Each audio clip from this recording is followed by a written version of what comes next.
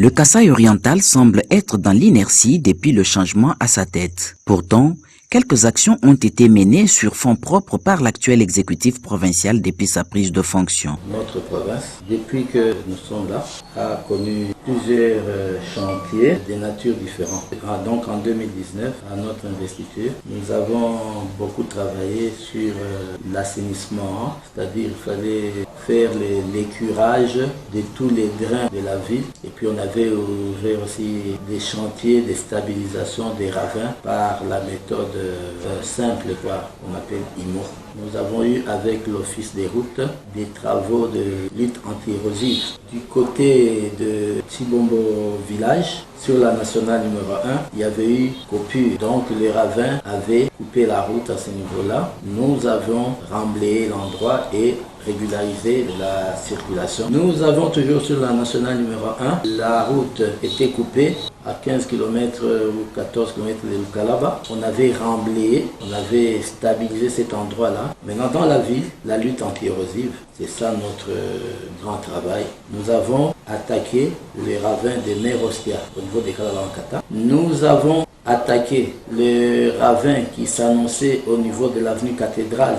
Là où les collecteurs étaient détruits, nous avons arrangé les stades et maintenant on y joue. Donc on ne pouvait pas continuer à jouer sur quelque chose qui était déjà détérioré à 100%.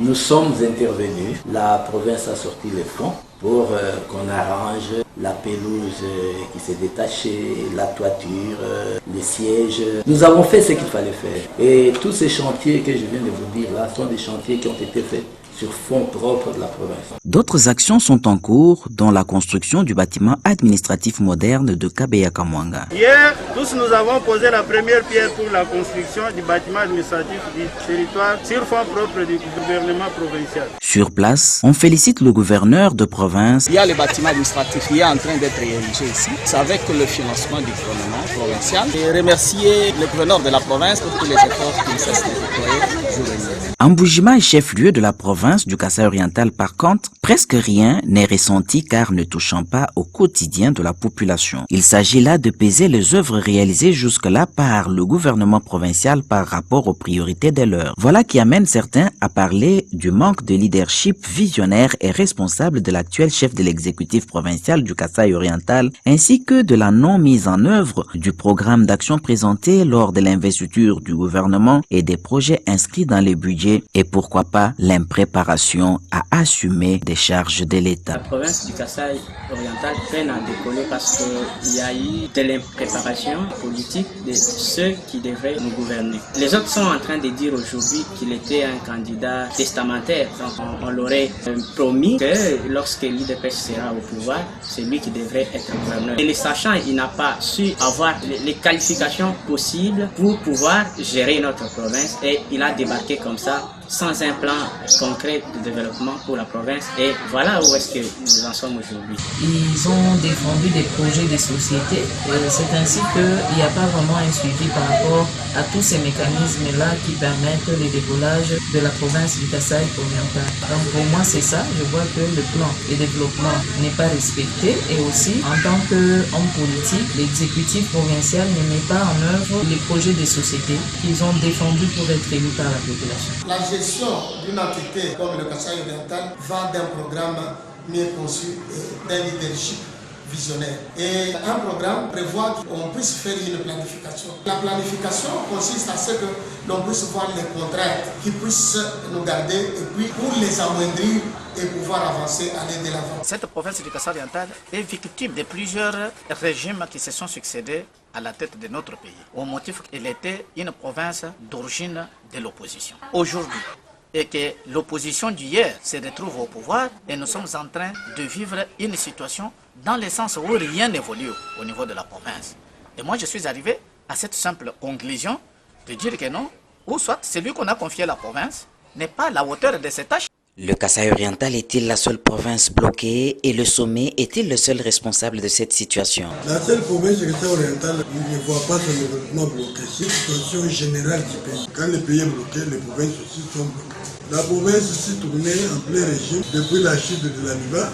Cette chute a eu des répercussions parce que l'AMIBA produisait une enveloppe par mois de 5 millions de dollars. Cette enveloppe avait des répercussions sur l'économie de la province. Il y avait des filiales de l'AMIBA qui tournaient comme la Tubaco. L'agriculture ne tourne pas. Le diamant, qui est la principale ressource de la province, ne tourne pas. Donc le diamant est en train de disparaître.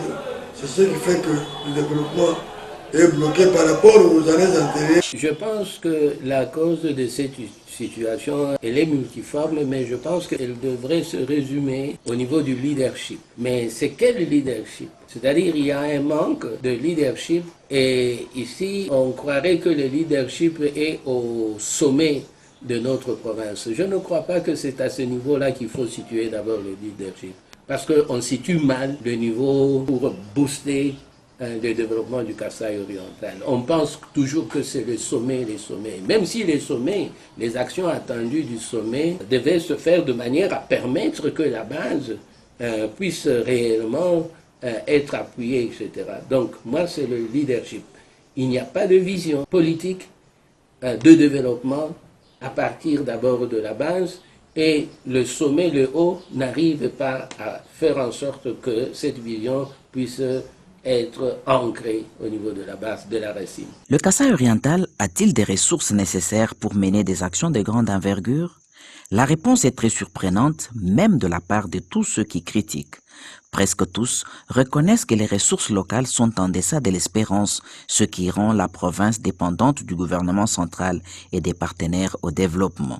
Nous comptons sur les efforts du gouvernement afin que le peu de moyens, parce que n'oubliez pas que dans ces pays, dans cette république démocratique du Congo, il y a des provinces qu'on appelle G4 et des provinces pauvres. Il faut attendre l'interventionnisme du gouvernement central avec des moyens liés aux investissements pour voir se réhabiliter des routes, pour voir naître de nouvelles infrastructures. La province est très pauvre, à ce où nous allons. Si rien n'est fait au niveau national, la province va disparaître. Parce que, à l'heure qu'il est, nous qui contrôlons, nous trouvons rien. Pour construire les dispensaires, pour construire et réhabiliter quelques écoles, ça ne demande pas tellement de grands moyens. Je peux vous donner peut-être un petit exemple. On a laissé plus ou moins 300 filles de victimes au niveau de l'ancien bâtiment du gouvernorat. Pour prendre ça, essayer un peu de remblayer certains trous qu'on appelle les nids de poules, tout ça, quelque chose dans leur terre, dans leur jargon technique. Est-ce que ça demandait toujours la rétrocession? Je ne pense pas. Des petits travaux qu'on devrait adapter à la politique de nos moyens. En termes économiques, on travaille mieux qu'avec l'argent de tout. Et quand on doit faire un édit budgétaire, par exemple, et il y a un budget d'investissement, le budget d'investissement, c'est le budget des grands capitaux. Et les capitaux, ça ne vient pas seulement des ressources propres. Les capitaux peuvent venir des emprunts. Avec le maigre moyen que nous avons, si on a une bonne politique, on peut mener de petites actions, soit-elles, mais à impact visible. En tant que société civile, nous avons constaté que ces recettes sont très faibles et nous avons préconisé des mécanismes pour que la population ou les contribuables puissent payer les taxes et impôts afin de donner à la province les moyens de sa politique.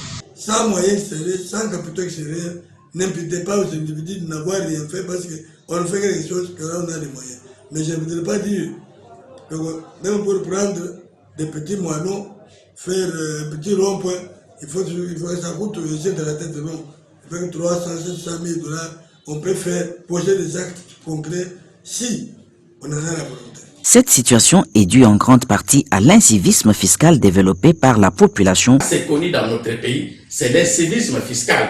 Quelqu'un connaît qu'avec ces actes qu'ils sont en train de poser, je dois payer telle taxe, tel impôt, mais ils ne viennent pas payer. Dès que les gens de la DGCOR mettent au moins des moyens pour qu'ils puissent suivre ces gens-là, on commence à parler de la tracasserie. Ainsi suggère-t-on à l'exécutif provincial du Kasaï oriental de déterminer les priorités auxquelles il faut affecter le peu de moyens générés localement et de rendre régulièrement compte aux contribuables. Nous avions proposé que pour faire naître la confiance de la population, est-ce qu'on ne peut pas faire en sorte qu'il y ait un panneau pour que, à la fin de chaque mois, qu'on montre un peu sur les panneaux ce qui a été perçu du 1er au 30, juste sur un tableau. C'est faisable. Pourquoi est-ce que ça ne se fait pas?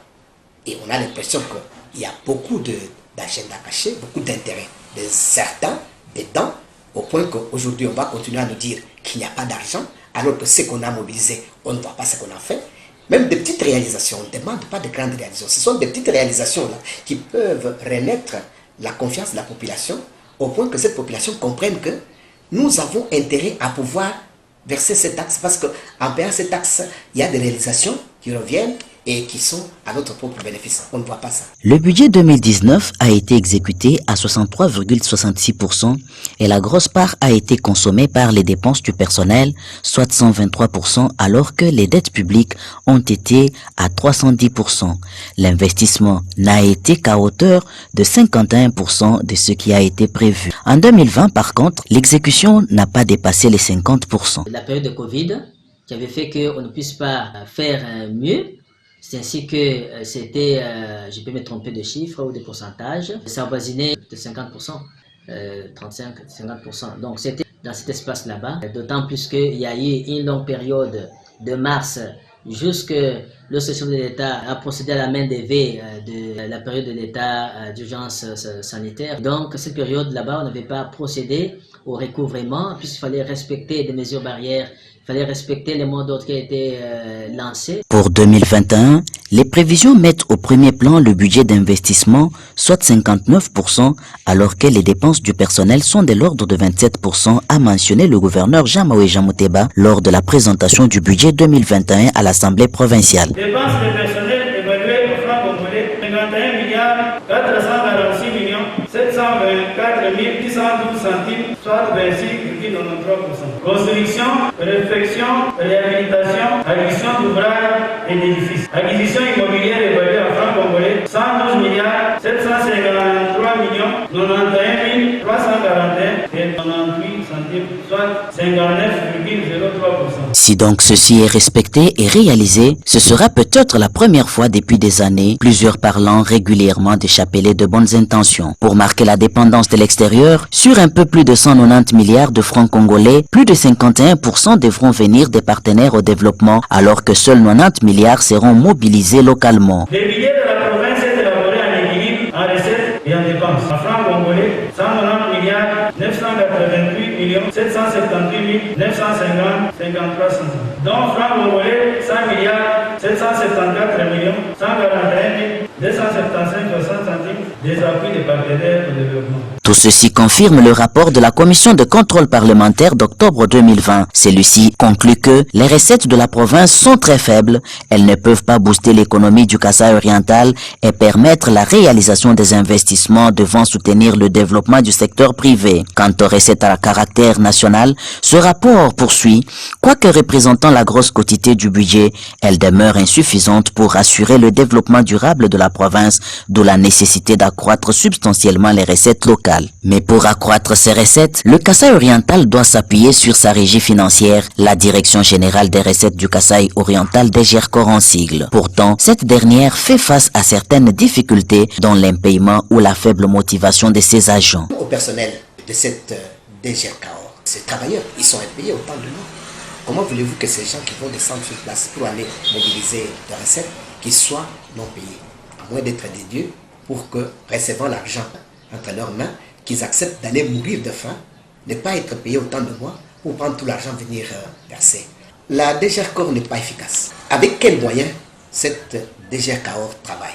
Nous avons pensé, dans notre plaidoyer que nous avons fait, nous avons dit qu'il faut qu'on donne à la DGRCOR des moyens, en fait même des moyens logistiques, même électroniques, capables de l'aider à bien travailler. Aujourd'hui par exemple, sous d'autres cieux, la mobilisation des recettes ne se fait pas d'une manière artisanale comme on le fait, ça se fait d'une manière électronique. Tout ce qui tombe dans le sens d'une taxe, tout ça, c'est signalé. Donc, on peut suivre même à distance.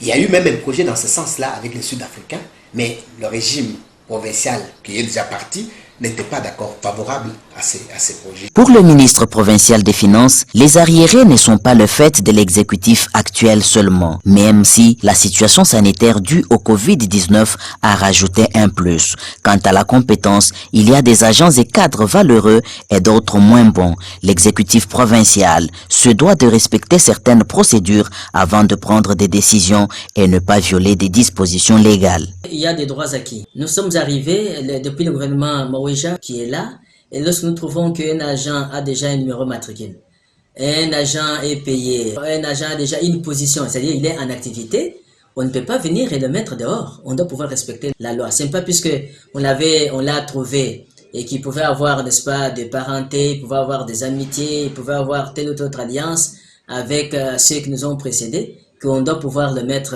dehors. Qui doivent produire de l'argent pour la province.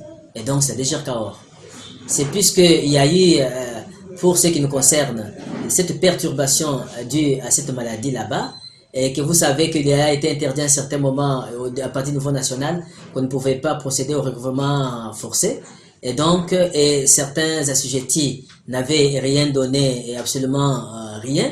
Il était difficile de pouvoir, n'est-ce pas, payer les agents. Non seulement eux aussi, tous ceux, n'est-ce pas, qui pouvaient recevoir quelque chose de l'État.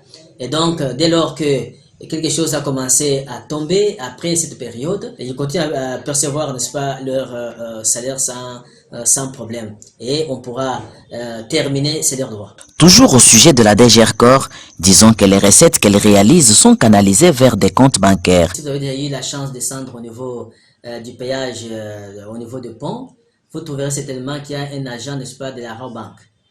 Et donc, tout ce qu'on perçoit là-bas côté péage, donc est perçu par l'agent de la Rabobank qui achemine, n'est-ce pas, directement au niveau de la banque. Et donc, il n'y a pas lieu à ce qu'une personne prenne directement ça entre ses mains et va avec ça telle ou autre part. Non, il y a une canalisation, il y a l'agent de la Rabobank qui est là et chargé, n'est-ce pas, pour cela. Soulignons que le rapport de la commission de contrôle parlementaire note cependant l'existence de 12 comptes pour le seul exécutif du Kasaï oriental, et cela dans plusieurs banques commerciales, ce qui pourrait créer une opacité dans la gestion de fonds, mais le ministre des Finances ne le voit pas du même œil. C'est une situation d'abord que nous avons trouvée. D'ailleurs, on a dû faire des efforts pour pouvoir mettre fin à certains comptes qui ont existé. Alors, ceux qui restent, d'ailleurs, il peut y avoir des sous-comptes qui existent, c'est pour pouvoir donc procéder. Il y a des comptes là où il y a des recettes et des comptes dépenses. Par exemple, péage, la Rabobank s'occupe de cela. D'autres taxes là-bas, donc c'est par exemple la BCDC. Et lorsqu'il y a par exemple les mouvements par exemple, de rétrocession ou des frais de fonctionnement qui viennent par exemple de Kinshasa, donc la banque centrale est là, et donc ça c'est normal. C'est normal, ici il n'y a pas donc assez de comptes comme vous le dites. Au point de vue de la bonne gouvernance et de la transparence, le rapport de la commission parlementaire révèle que la comptabilité du gouvernorat de province est tenue de façon archaïque et non informatisée, sans respect des normes et procédures, alors que les comptables n'ont pas accès direct aux comptes et qu'à leur place, c'est l'apanage du seul conseiller financier du gouverneur du Kasaï oriental. La situation est presque la même à la DGRCOR et le constat révèle que les extraits bancaires sont placés pêle-mêle, les informations financières sont enregistrées dans un seul registre où l'on retrouve les francs congolais et dollars américains confondus. Les libellés de mouvement ne sont pas explicites et explicatifs. Les mouvements de transfert de la banque vers la caisse locale ne sont pas exprimés par un titre et donc par un bon. La DGRCOR ne clôture la caisse ni par arrêt, ni par PV avec billettage. Les folios ne portent pas de date et numéro. La trésorerie ne dispose pas d'un brouillard de caisses numérotées et cette régie financière provinciale dispose d'un vieux coffre-fort non sécurisé. On note aussi l'inefficacité des services techniques de la DGRCOR qui a la charge du recouvrement des impôts et taxes, le recrutement des agents ne répondant pas au profil depuis le gouvernement passé, les détournements recouvrement des recettes à différents niveaux, des commerces illicites des titres valant espèces par les agents de la DGRCOR en fonction ou suspension des services et autres réseaux mafieux installés. Parfois même, le taxateur est aussi percepteur. Des exonérations accordées par l'autorité provinciale ou certains membres du gouvernement provincial ou chefs des divisions. Et pourtant, la province a besoin de mobiliser plus de recettes afin d'exécuter le programme sur base duquel le gouvernement provincial a été investi. La DGRCOR en est capable, mais cela à certaines conditions. La DGRCOR peut jouer son rôle en faisant entrer beaucoup d'argent, tel que dans notre province ici, à condition qu'on puisse suivre toutes les règles possibles, qu'on puisse suivre la loi, surtout au niveau de la politique. La politique puisse laisser la DGRCOR faire son travail, mais qu'il puisse faire le suivi au niveau, par exemple, de l'Assemblée. Est-ce que ce qu'ils sont en train de faire, c'est dans la loi, c'est juridique? En ce moment-là, la DGRCOR, je suis sûr, ils vont faire l'argent. Et encore, en multipliant au niveau de la province des gens qui doivent informer et former la population. Puisque dès que vous vous mettez seulement du côté de la DGRCOR, que je dois faire rentrer les caisses de l'État, là, ça ne peut pas marcher. Il faut qu'il y ait au moins la mobilisation de la masse de la population, qu'ils soient informés. Ce que vous êtes en train de faire, vous pouvez payer quelle taxe, vous pouvez payer quel impôt. Donc, en ce moment-là, vous allez voir que la population va comprendre et vous allez faire entrer beaucoup d'argent dans la caisse de l'État. Mais que réalise exactement la province du Kasaï oriental par mois? Le DGRCOR génère 50 000 $ par mois. L'enveloppe de l'Assemblée provinciale mensuelle est de 136 millions de francs. Maintenant, comptez le cabinet du gouverneur, à combien de gens? Les membres de plusieurs cabinets ministériels provinciaux, la DGRCOR elle-même, donc, et les interventions sporadiques par-ci par-là. Selon ces recettes, 1 million de $ chaque mois. Mais s'il y a une bonne planification, on peut commencer par construire une école, on peut commencer par créer une petite et moyenne entreprise, on peut commencer par mécaniser notre agriculture, on peut commencer par faire des projets, soit de forage d'eau ou d'autres choses. Mais le ministre provincial des Finances précise que le plafond atteint par la province est de 500 millions de francs congolais, ce qui représente plus ou moins 250 000 $ par mois, mais cela pendant certaines périodes de charme et parfois lorsqu'il y a un recouvrement forcé. C'est dire que les gens ne se fassent pas des idées en disant qu'il y a des millions qui entrent, mais il faut seulement dire que nous pouvons dire plus ou moins 500, ce n'est pas un secret, hein, plus ou moins 500 millions de francs congolais, n'est-ce pas? Mais ça évolue en dents de scie, selon qu'il y a eu des périodes où nos assujettis ne voulaient pas payer et des périodes où ils paient, notamment lorsque nous sommes arrivés au niveau de la période de recouvrement forcé. Et donc, il faut toujours considérer, il n'y a pas un montant fixe pour chaque mois, ça dépend. Comme vous le savez, c'est comme on vient de commencer le mois de janvier, c'est le premier trimestre, c'est la période de charme, il y en a qui vont certainement payer, et c'est même la période durant laquelle beaucoup de gens payent ou peuvent payer. Lorsqu'on arrive par exemple en décembre, par exemple, les gens ont déjà payé, donc ça ne sera pas la même chose en début de l'année, tout comme en fin d'année, non. Et au sujet de la quote-part versée par la société Anui Congo d'investissement minier Sassim en sigle, les spéculations vont aussi bon train au Kasaï oriental. Il y a à boire et à manger, même dans la dernière rencontre que le chef de l'exécutif, le numéro 1 de l'exécutif et le numéro 1 de l'Assemblée provinciale ont eu avec les chefs de l'État. Quand ils lui ont communiqué ce qu'ils ont de la Sassim, les chefs fatigués. Et je suis en train de vous dire que dans le caucus de députés nationaux et provinciaux, chez les ministres de mines, pendant qu'on avait eu deux séances de travail avec lui, il avait même prétendu que dans ce service, on lui disait que l'assassin donnait 2 millions de $ par mois. Nous avons fait partie du groupe qui avait travaillé il y a 2 ans sur ce dossier-là parce que et on disait que l'assassin ne donnait rien. L'assassin était arrivé à commencer à donner 300 000 $ par mois. Et on disait que cette quote-part était versée en rapport avec le taux de production qu'ils avaient déjà atteint à ce moment-là. Or, à dire vrai, SACIM est en train de lever en fait, le taux de production. Alors, je crois que ça devait encore être un peu plus. De son côté, le rapport de la commission parlementaire donne des chiffres n'atteignant pas ou ne dépassant pas les 200 000 $, même cumulés lorsque les ventes sont faites plus d'une fois au cours d'un même mois. Cette quote-part n'est pas mensuelle comme véhiculée dans l'opinion, mais elle est périodique et calculée en pourcentage sur les revenus des ventes du diamant produit. Le ministre provincial donne les chiffres concordants presque avec la commission parlementaire. Je sais que beaucoup ont spéculé là-dessus en pensant que la SACIM donnait beaucoup d'argent à la province. Il y en a qui parlaient en termes de millions de dollars, etc. Ce qui n'est pas vrai. Ce qui est vrai est que la SACIM, à des périodes selon la vente, n'est-ce pas, donne des redevances au niveau de la province. Et ce n'est pas mensuellement. En principe, ça devait être mensuel.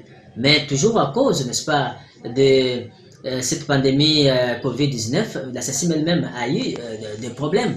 Même pour payer, je ne suis pas habilité à pouvoir parler de sa gestion, mais je sais que à un certain moment, pour pouvoir payer ses travailleurs, il a fallu qu'elle puisse, n'est-ce pas, signer un certain contrat avec une certaine banque. Puis il fallait attendre que les preneurs, n'est-ce pas, de son diamant puissent, n'est-ce pas, aussi le faire. C'est ce qui a fait que la redevance ne venait pas mensuellement, c'est devenu à des périodes, selon les moments où ils peuvent procéder à la vente, que ce soit pour la redevance ou pour, n'est-ce pas, la taxe conventionnelle. La redevance là-bas, c'est selon ce qui est prévu au niveau, n'est-ce pas, du code minier. Ça ne se fait pas comme ça. On connaît, n'est-ce pas, les montants n'arrivent pas à 1 600 000. Non, non. C'est environ, comme il y a eu dans l'opinion, c'est sur cela, il faut que j'en parle. C'est comme les députés en ont déjà parlé, etc. Ce n'est pas un secret. Et donc c'est plus ou moins 5 000 $. Tout compte fait, avec près de 250 000 $ américains en période de vache grasse et moins en période intermédiaire, le Kasaï oriental ne peut être capable de ne mobiliser localement que plus ou moins 3 millions de $ américains par an. Ceci ne peut permettre de faire que plus ou moins 3 km de route asphaltée dans les meilleures normes, ce qui est insignifiant. Peut-être faudra-t-il orienter ces moyens vers la construction des bâtiments scolaires au centre hospitalier et vers l'agriculture, tel que préconisé par certains. Le dossier énergie électrique et fourniture en eau est également inscrit parmi les priorités. Mais une autre priorité demeure la mobilisation des recettes locales elles-mêmes. Et cela exige de passer par la sensibilisation ou la pédagogie et en temps de recouvrement forcé par une bonne stratégie afin d'éviter des affrontements sur terrain aux conséquences graves, ainsi que par la mise à niveau des agents de la DGRCOR eux-mêmes. Les gens là qui sont recrutés, ils ne sont pas bien formés. En principe, à chaque trimestre, il faut qu'on puisse mettre les agents à niveau, comme ça se passe dans d'autres régies financières. Il faut que vous puissiez faire des stratégies d'ensemble. Il y a des corporations. C'est-à-dire, il fallait impliquer des corporations qui sont liées avec les taxes des Transcom, par exemple. Un autre problème cependant est des rigueurs et se pose l'activation des actes générateurs des recettes dont le taux d'exécution est des 0% jusqu'à ce jour. Pour exemple, le rapport de la commission de contrôle souligne que le diamant ne contribue pas au développement de la province du Kasaï oriental et à son budget, alors qu'il devrait être une des sources les plus juteuses de la province. La rubrique redevance pour atténuation et réhabilitation de l'environnement minier d'exploitation artisanale a connu un taux de réalisation de 2,60% seulement et la rubrique quotité sur les frais à rémunération des services rendus a connu le taux de réalisation de 0% en 2019 alors que les prévisions étaient de 1 milliard de francs congolais. La commission parlementaire souligne que ceci fait penser à la fraude et autres réseaux mafieux installés dans la chaîne des recettes de la province. Le gouverneur du Kasaï oriental a reconnu lui aussi la faible contribution du diamant au budget. Quant à la production artisanale du diamant, qui était en net réduit, elle vient d'être ralentie encore par les effets négatifs de la Covid-19. Toutefois, Il est à noter que les revenus générés aussi bien que le commerce du diamant artisanal et par les revenus réalisés par des entreprises de production de diamants sont très peu recyclés dans la province et contribuent de manière peu significative à la croissance économique de la province. Il appartient donc à chacun, autorités politico-administratives et population contribuable, à remplir sa part et assumer ses responsabilités pour un développement harmonieux de la province du Kasaï oriental.